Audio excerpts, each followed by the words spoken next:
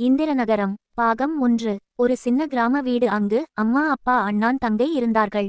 அம்மா மற்றும் அப்பா தொலைக்காட்சி பார்த்து விட்டு இருந்தார்கள். அண்ணன், தங்கை வீட்டினுள் விளையாடி கொண்டு இருந்தார்கள். அச்சமயம் ஒரு எலியைக் கண்டார்கள். இருவரும் அதை விரட்டினார்கள். எலி வேகமாக வெளியே வந்தது. இருவரும் வேகமாக எலியை பிடிக்க நெருங்கிய நிலையில் எலி திடீரென நாகா பாம்பாக மாறி படமெடுத்தது. இருவரும் அலறிக்கொண்டே வீட்டில் சென்று அம்மா, அப்பாவிடம் கூறினார்கள், எலி பாம்பாக மாறியது என்று. இருவரும் நம்பாமல் வெளியே வந்த பார்த்தார்கள். அங்கு அந்த எலி இல்லை. இருவரும் சொன்னார்கள், குழந்தைகளிடம் விளையாடி விட்டு களைத்து விட்டீர்கள், அதன் இப்படி தோணுது என்று சொல்லி அனைவரும் வீட்டினுள் சென்றார்கள். பாம்பு கழிவுநீர் தொட்டியில் மெதுவாக இறங்குகியது. மெதுவாக நீந்தி செல்ல, தண்ணீரில் தவளையாக மாறி வேகமாக நீந்தி செல்ல, கழிவுநீர் ஆற்றில் விழும் நேரத்தில் தவளையாக மாறி குதித்தது. அப்போ வானத்தில் பறந்து வந்த கழுகு தவளையை பிடித்து மேலே பறந்து சென்றது.